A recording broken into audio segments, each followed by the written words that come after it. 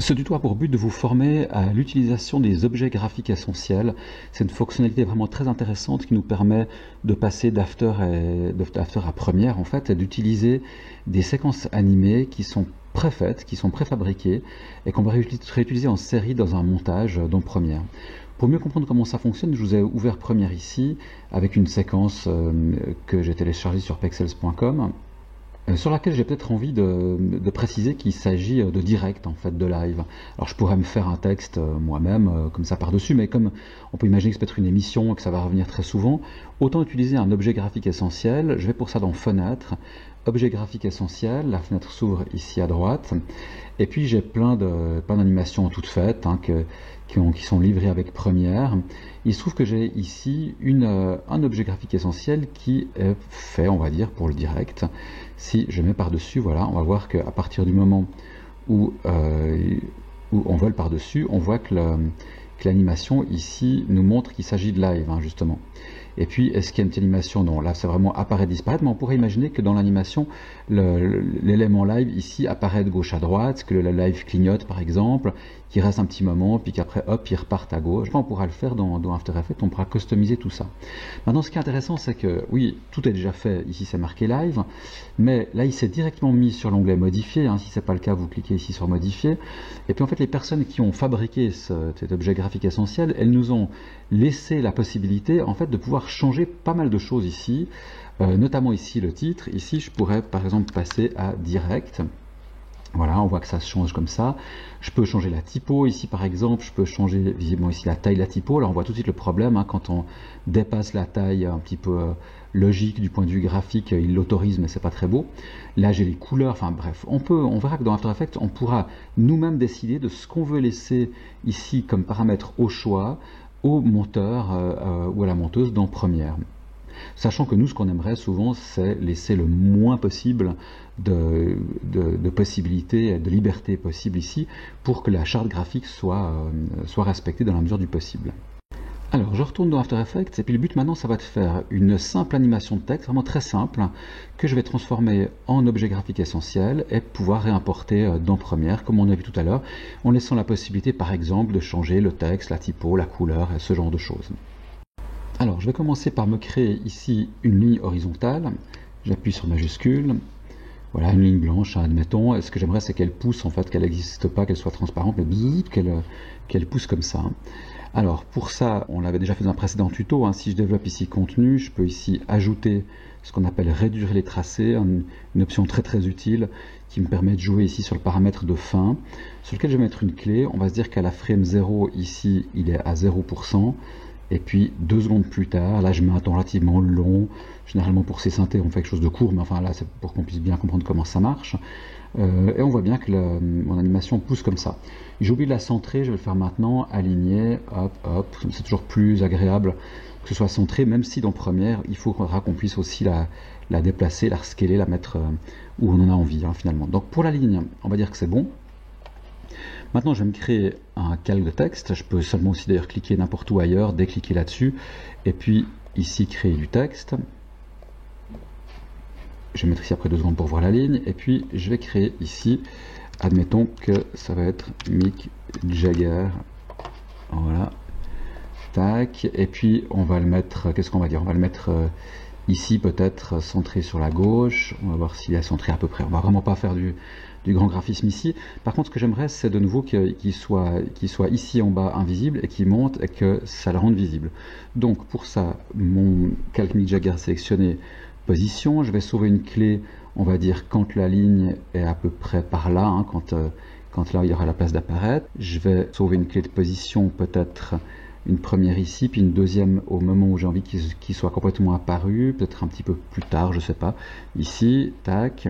Et puis je reviens sur ma première clé, et puis là je vais le baisser ici. Alors évidemment pour l'instant c'est toujours visible, mais vous connaissez l'existence des masques, des caches. En fait ici dans ce cas présent, c'est ce qu'on va faire maintenant. On va se créer un nouveau calque de forme, voilà, dans lequel on va dessiner ici un rectangle. Alors ça peut être soit le rectangle qui cache, soit le rectangle qui fait apparaître l'objet. Ici on va le faire comme ça.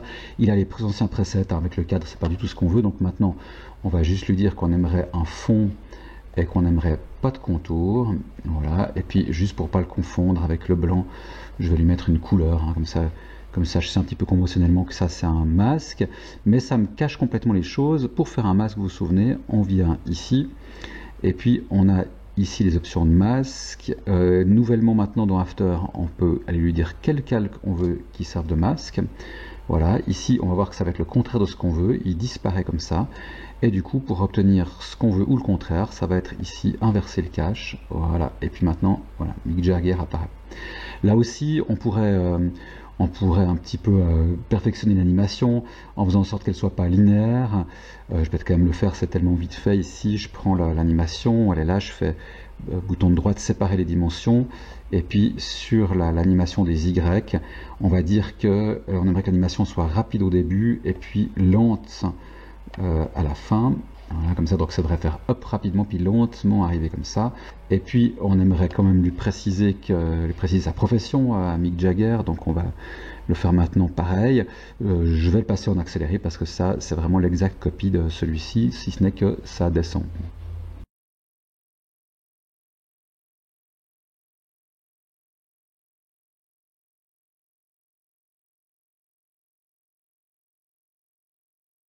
Voilà, maintenant que l'animation de départ est prête, on va faire une rapide animation de fin.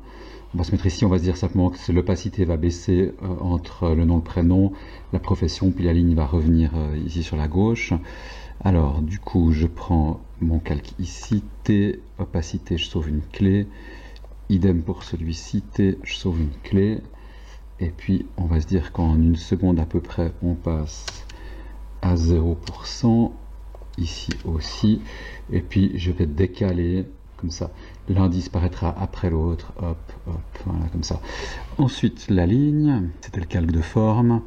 On avait ici notre réduire les tracés que je vais réactiver, hop, hop, et je mets à 0%.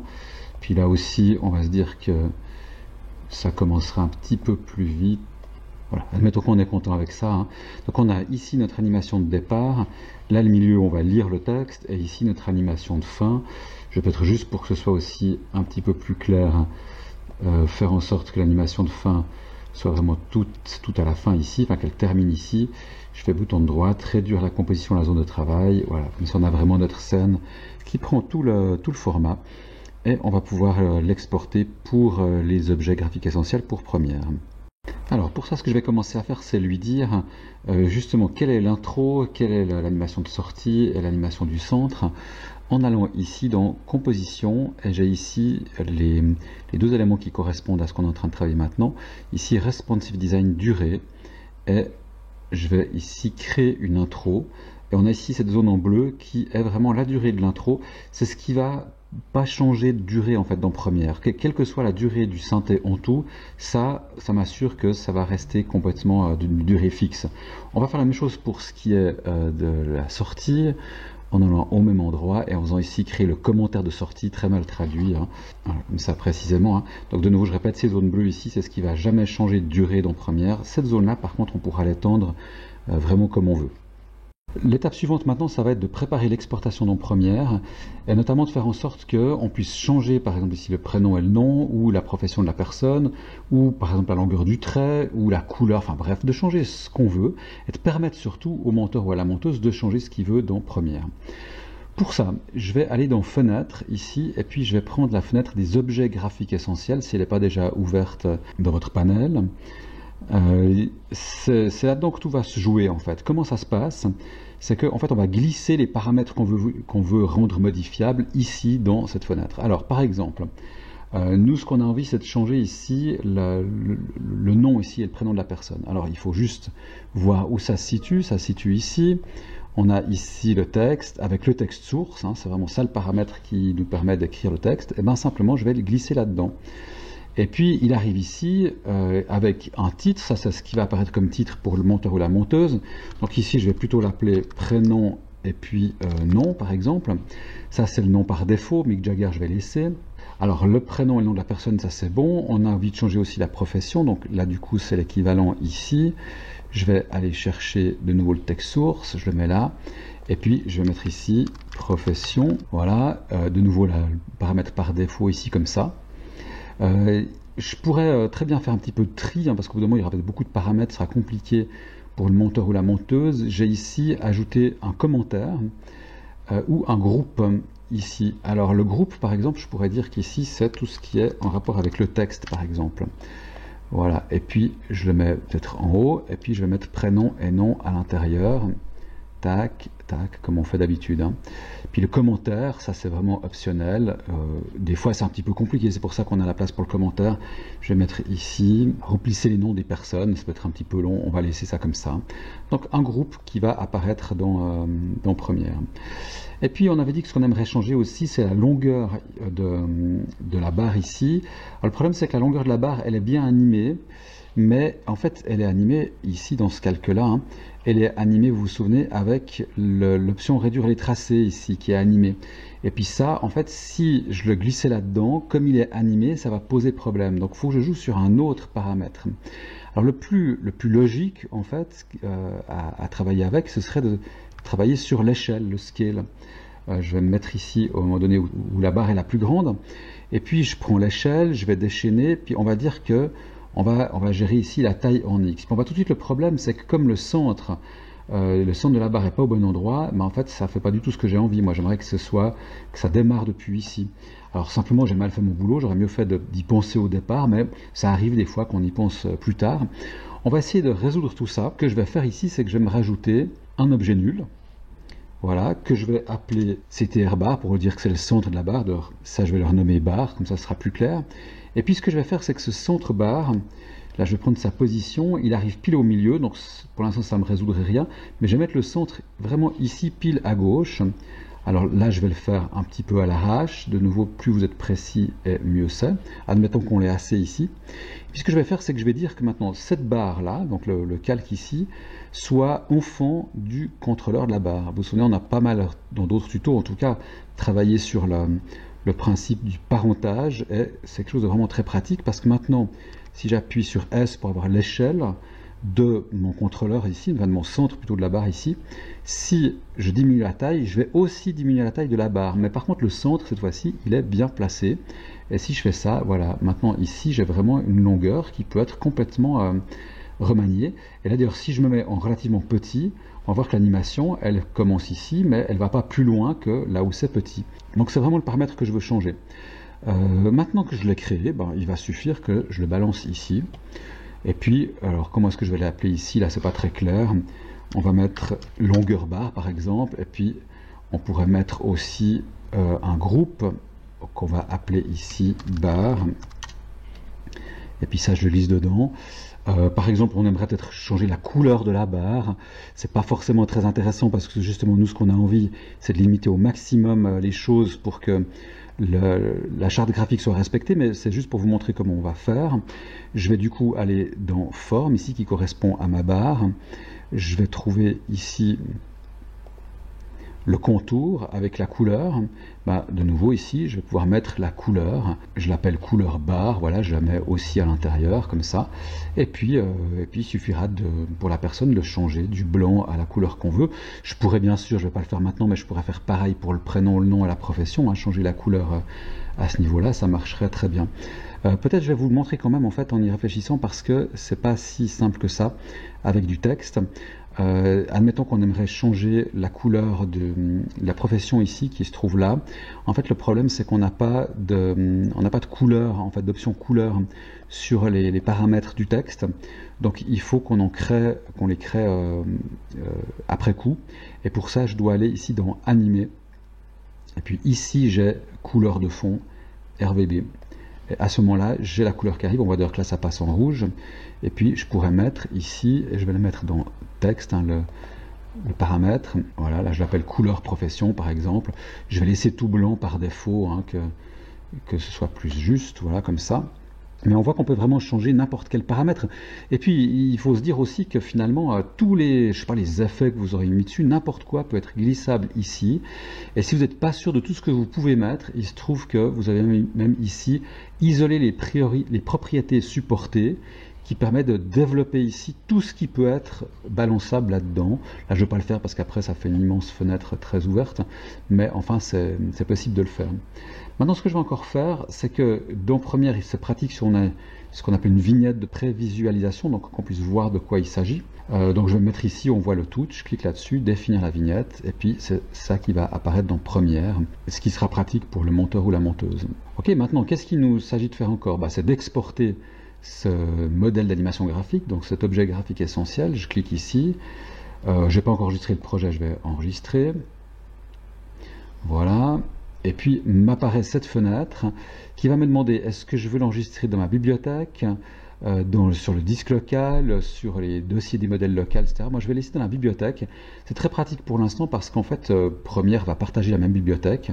Donc, ce que j'enregistre là va immédiatement s'ouvrir dans Première. Par contre, quand vous devrez le partager avec un client, simplement là, vous le sauvegarderez sur votre disque. Ça vous fait un fichier qui a une extension particulière, bref, que vous pouvez envoyer n'importe comment, par mail ou que sais-je, à votre client, ça passera très bien. Là, il y a juste deux options. M'avertir si ce modèle d'animation graphique utilise des polices non disponibles. Comme ça peut être assez pratique. C'est vrai qu'on n'a pas toujours les mêmes polices. Et le deuxième avertissement, sincèrement, je ne comprends pas trop à quoi il sert. Donc, on va le laisser tel quel. Mots-clés aussi, ça c'est pour si vous avez beaucoup d'objets graphiques essentiels. Vous pouvez les trier après par mots-clés. Nous, on va laisser ça comme ça et enregistrer. Voilà. Et la suite va se passer dans Première. Et voilà, de retour donc dans Première, avec notre scène avec le direct ici. Je vais virer le direct, ça c'était vraiment juste pour l'exemple. Mais admettons que j'ai envie maintenant de mettre notre objet graphique essentiel. Il se trouve que ici, dans objet graphique essentiel, notre Mick Jagger Singer là, est venu tout seul. Vous vous souvenez que si des fois vous n'avez pas cette fenêtre, vous la retrouvez ici, objet graphique essentiel. Et puis voilà, en fait, il suffit maintenant de la prendre, de la glisser là où vous la voulez. Admettons ici, il arrive ici Mick Jagger Singer, et puis voilà, ça s'ouvre comme ça. Je peux très bien diminuer la durée. Vous vous souvenez que ce qui est incompressible, c'est le début et c'est la fin, mais le milieu par contre ne l'est pas forcément. On peut le rallonger, le réduire comme on veut. Et puis maintenant, alors si ce que j'ai envie, c'est de modifier en fait ces paramètres, ici le nom de la personne et la profession. Si je clique dessus, il se met automatiquement ici sur modifier. Et puis, voilà, Mick Jagger, on va passer à Mathieu Lagarde. Voilà, comme ça se change. On voit qu'il y a un petit défaut ici, qu'on va devoir corriger après. C'est que du coup, le centre de nouveau du texte n'était pas bien centré. Donc là, ça va aussi à gauche. Ça permettra de vous montrer comment on passe de nouveau d'un soft à l'autre pour remodifier les choses. Et puis ici, on va mettre, admettons, guitare. Voilà, comme ça. On voit ici qu'on a notre groupe texte qui arrive. On a un groupe barre ici, avec la longueur de la barre. De nouveau, ici, les X. Là, on pourrait faire en sorte que ce soit un petit peu moins grand, moins long, pour que ça corresponde au nom. On pourrait changer la couleur. Bref, tout est surtout disponible ici. C'est ça qui est intéressant de comprendre. Et vraiment le grand intérêt, mais ça on en a parlé aussi tout à l'heure dans la présentation des objets graphiques essentiels, c'est que maintenant je pourrais réutiliser ce même objet graphique essentiel pour tous les musiciens du groupe par exemple, à chaque fois en modifiant ces éléments-là. Ok, maintenant j'ai envie de corriger ce problème de texte qui vient trop à gauche, ici en haut et ici en bas. Ça me permet de vous montrer comment on fait pour mettre à jour simplement les modifications qu'on fait dans After et qu'on va retrouver dans Première. Donc je passe ici dans After. Le problème vient du fait que, si je prends par exemple ici le calque Mick Jagger, qu'en fait le paragraphe est mis ici sur l'option centrée. Ce que je vais devoir faire, c'est le mettre ici sur l'option centrée à gauche, ce qui va tout décaler, c'était ça le problème. Donc maintenant, je vais devoir appuyer sur P et puis simplement repositionner mon texte bien à gauche. Le problème que je vois maintenant, c'est que j'avais sauvé des clés d'animation. Vous vous souvenez que l'animation de Mick Jagger ici qui monte, j'ai sauvé des clés en X et en Y, mais j'ai aussi sauvé en X, donc en longueur, ce qui a absolument pas de sens ici, puisque mon objet fait que de monter. Donc ce que je vais faire simplement, c'est que je vais me débarrasser de l'animation de position X. Je vais donc pouvoir comme ça simplement changer sa valeur sans que ça altère l'animation en Y. Là, on voit que ça bouge toujours comme on veut. Alors, je le fais maintenant. Je vais le déplacer ici, au bon endroit. Alors là, je ne vais pas prendre 10 ans pour qu'il soit parfaitement bien placée. On va se dire qu'elle est encore un petit peu là. Tac, on va se dire que là, comme ça, c'est bien. Donc maintenant, je vais pouvoir augmenter le nombre de lettres de Mick Jagger, par exemple. Je vais le faire d'ailleurs pour tester ici, si je double-clique, et puis que je rajoute des textes pour voir, on voit qu'effectivement, il n'y a plus du tout de problème. Donc ça va. Je vais faire pareil ici pour le texte qui est en dessous. Comme ça, je vais aussi le mettre centré à gauche, il va aussi se déplacer, et puis voilà, ça montre 2 fois la même chose. Là, simplement, j'avais pas sauvé de clé, là c'était un peu plus malin sur les X, c'était pas nécessaire, ce qui fait que je peux directement venir ici, on va se dire, allez, encore un tout petit peu, voilà, on va se dire qu'ici, comme ça, là c'est bon. Voilà, maintenant ce qu'on va faire, c'est réenregistrer tout ça, le réouvrir dans Première et voir comment ça se comporte. Au passage ici, j'avais pas donné de nom en fait à mon objet graphique essentiel, je crois que je vais le faire maintenant. Je vais l'appeler prénom-nom par exemple, voilà. Vous avez vu aussi là qu'il faut spécifier la composition, ça je vous l'ai pas dit tout à l'heure, parce qu'il a besoin de connaître la composition en fait qu'on va devoir choisir. Voilà, il nous reste maintenant à refaire la même stratégie que tout à l'heure. Je vais exporter maintenant le modèle, j'enregistre ici la séquence. Voilà, la même fenêtre, je vais tout enregistrer dans la bibliothèque, hop, tac. Il va vraiment l'enregistrer sous ce nom, un prénom-nom. Donc si maintenant je retourne dans Première, je vais voir ici dans les objets graphiques essentiels, un nouveau objet graphique essentiel qui s'appelle prénom-nom, il est ici, que je pourrais d'ailleurs tout de suite utiliser et mettre à la suite comme ça. L'idée par contre ici, ça va être d'utiliser mon Mathieu Lagarde que je vais modifier par rapport à mon objet graphique essentiel avec Mick Jagger.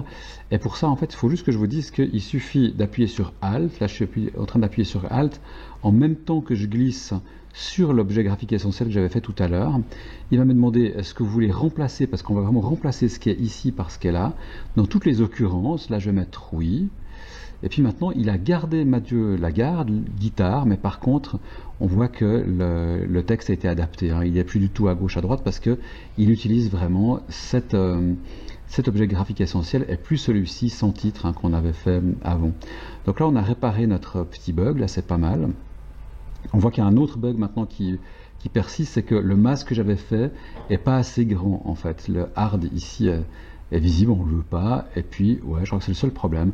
Bref, il faut que j'augmente la taille de ce solide, donc je vais retourner dans After de nouveau.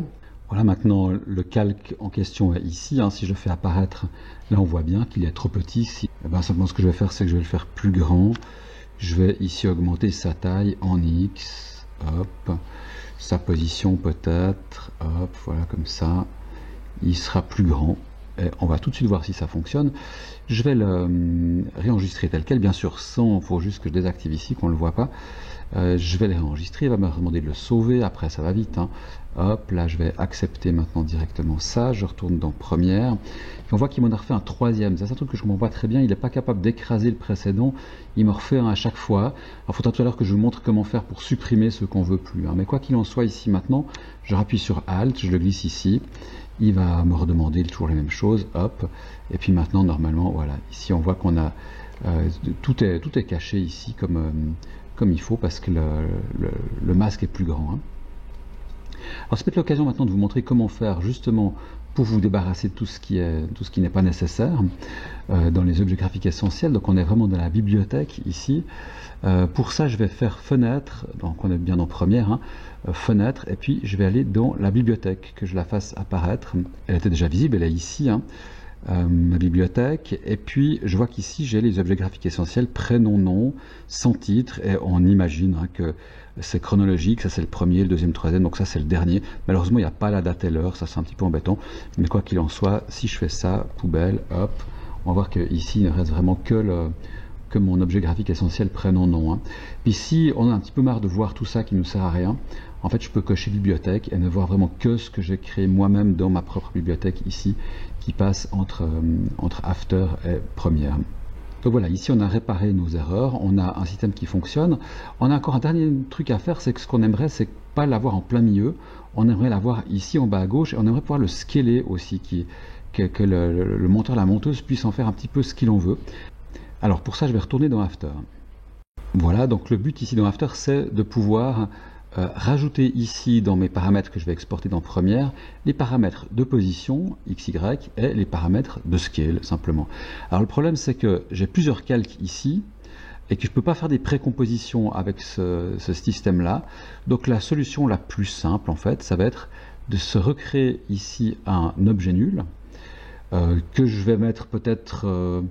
ouais, je peux le laisser ici au centre, ça peut être pas mal. Non, allez, je vais le remettre ici à gauche. Ça me paraît quand même plus simple après pour le monteur, la monteuse, pour pouvoir travailler. Donc mettons-nous comme ça, voilà, bien à gauche comme ça. Et puis je vais l'appeler celui-ci contrôleur, voilà, CTRL pour contrôleur. Et puis ce que je vais faire, c'est faire en sorte que tous mes calques qui sont ici soient enfants de ce calque-là. Peut-être pas tous les calques parce que la barre elle-même, elle est enfant du contrôleur barre. Donc je vais prendre juste ceci ici. Puis je vais dire, voilà, soit enfant du contrôleur. Avant même d'aller plus loin, on va tester si ça marche. Si je fais ça, oui, ça bouge dans les deux sens.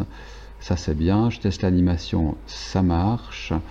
On est content, donc j'annule pour le remettre au bon endroit. Et puis maintenant que j'ai mon contrôleur qui est correct, eh ben, je vais pouvoir lui balancer sa position ici. Et puis là, je vais l'appeler, comment est-ce que je vais l'appeler? Position peut-être simplement. Hein. Tac, voilà. Et puis pareil, je vais prendre l'échelle, je vais tester de nouveau. Hein. Est-ce que si je scale ça marche? Oui, ça fonctionne. Et je vais la balancer ici. Et je vais l'appeler simplement échelle. Et puis, comme ça, les personnes qui vont travailler avec sauront un petit peu de quoi il s'agit. Donc maintenant, toujours la même chose, j'enregistre, j'exporte, hop, j'accepte tout ça, je retourne dans Première. Et maintenant, la seule différence, c'est que si je sélectionne mon dernier objet graphique essentiel et que je fais Alt pour le mettre dessus, eh ben, le problème, c'est que j'ai pas ici la position à l'échelle que je viens de créer. Je sais pas pourquoi, en fait, il n'est pas capable de le faire direct. Là, quand on a changé vraiment la structure en fait du fichier After Effects, ça demande vraiment à remettre un nouvel élément. Donc là, je serais obligé de supprimer le premier avec Mathieu Lagarde, de remettre celui-ci et puis de les remettre à la main. Voilà, mais on voit qu'ici ça marche très bien et que j'ai la position à l'échelle que je vais pouvoir maintenant utiliser pour le mettre ici en bas à gauche si j'ai envie, pourquoi pas rechanger l'échelle, etc., etc. Ici ce serait trop petit, on pourrait le mettre un peu plus grand. On voit en tout cas que là vraiment on a un objet qui est très très souple, qui va me permettre de modifier mes éléments comme je veux. À vous après de rajouter ce que vous avez envie, que le monteur ou la monteuse puisse faire varier de personnes, de musiciens ou musiciens ici par exemple, en changeant dans After Effects les éléments qui sont ici.